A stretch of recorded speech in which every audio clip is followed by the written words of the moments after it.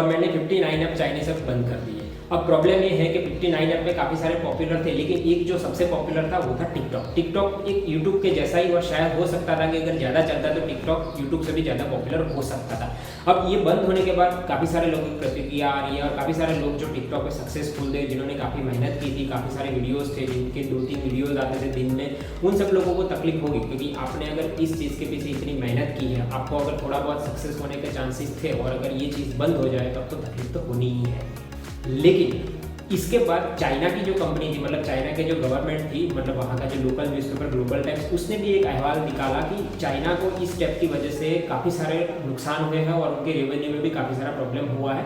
और ऐसा बता रहा है कि सिर्फ टिकटॉक की वजह से उनको $7 बिलियन का नुकसान हो गया। अब $7 बिलियन का नुकसान मतलब बहुत बड़ा होता है। अब प्रॉब्लम ये है कि आपको शायद ये होता होगा कि आपने तो कभी एक चवन्नी भी टिकटॉक पे दी नहीं थी, तो चाइना का ये जो टिकटॉक है वो पैसे कमा कैसे सकता था, मतलब उनको पैसे का जो बिजनेस मॉडल था वो क्या था।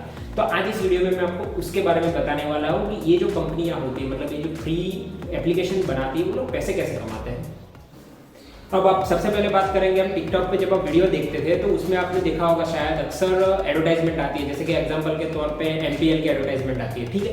तो MPL की एडवर्टाइजमेंट आती है तो आप उसको 5 सेकंड या 10 सेकंड के लिए देखते हैं। क्यों मैं बता रहा हूँ, क्योंकि नॉर्मली टिकटॉक पे जो वीडियोज़ रहते हैं वो या तो 15 सेकंड के रहते थे या तो 1 मिनट के रहते थे। तो अगर आप 5 या 10 सेकंड के वीडियोस देखते हो, क्योंकि जनरली कैसा होता है कि इस तरीके के फॉर्मेट में टाइम फिक्स होता है, तो अगर आप 5 सेकंड के लिए वीडियो देखते हो तो MPL जो कंपनी है वो टिकटॉक को आपकी वजह से पैसे देगी। क्यों? क्योंकि आपने उनकी एडवर्टाइजमेंट देखी है 5 सेकंड के लिए। तो ये मॉडल होता है। ये जो मॉडल होता है ना, उसको टेक्निकल लैंग्वेज में बोलते हैं कॉस्ट पर व्यू करके बोलते हैं। मतलब कि पैसे है जो देखने के लिए, सिर्फ एडवर्टाइजमेंट आपने देखी, उसके बदले में टिकटॉक को आपका पैसा मिल जाएगा। तो इस तरीके से अब सोचो कि दिन में कितने सारे लोग इस तरीके के एडवर्टाइजमेंट देखते हैं। तो एक ये उनका बिजनेस मॉडल रहता है।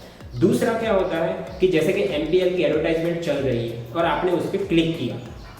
अब जैसे ही क्लिक करोगे तो क्लिक करते ही टिकटॉक को MPL की ओर से पैसे मिलते हैं। ये जो पैसे मिलते हैं उस बिजनेस मॉडल को बोलते हैं कॉस्ट पर क्लिक बोलते हैं। मतलब कि आपने एडवर्टाइजमेंट देखी, आपको पसंद आई और आपने क्लिक किया, मतलब आप इंटरेस्टेड हो, तो इसकी वजह से भी टिकटॉक को पैसे मिलते हैं। तो ये सेकंड मॉडल जो था पोस्ट पर क्लिक का, उसकी वजह से भी उसको पैसे मिलते हैं। तीसरा जो है वो मोस्ट इंपॉर्टेंट है। इसमें क्या होता है कि आपने देखा, क्लिक किया और आपने उसके बाद सब्सक्राइब किया। अगर सब्सक्राइब करो या डाउनलोड करो या उसमें आप साइन अप करो, आपकी इन्फॉर्मेशन डालो, डिटेल डालो, तो ये सब जो भी आप स्टेप्स कर रहे हो ना, मतलब ऐसा बता दो कि आप जो भी पर सेकंड या पर क्लिक जो भी कुछ कर रहे हो ना टेक्निकल लैंग्वेज में या इंटरनेट की दुनिया में, वो सब चार्जेबल है।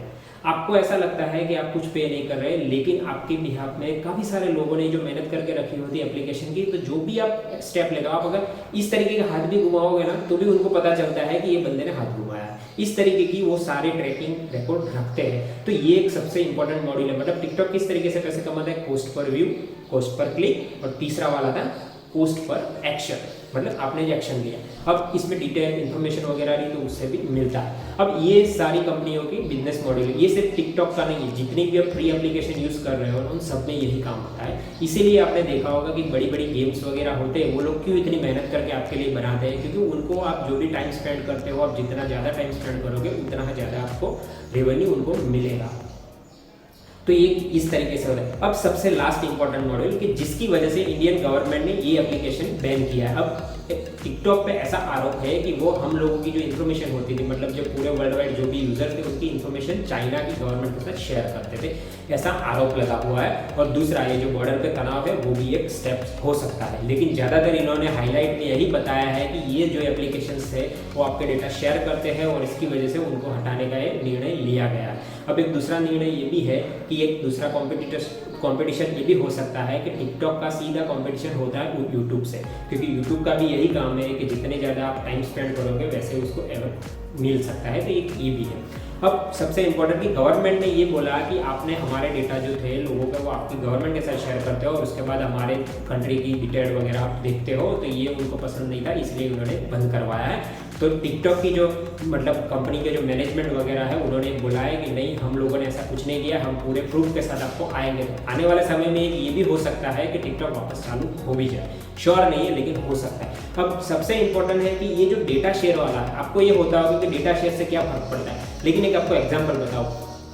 आप जैसे ही 18 साल के हो जाते हो उसके बाद ही जीवन साथी या शादी.com के मेल आपको क्यों आते हैं? उनको कैसे पता चल जाता है कि आप 18 साल के हो गए और आप शादी करने के लायक हो गए हो?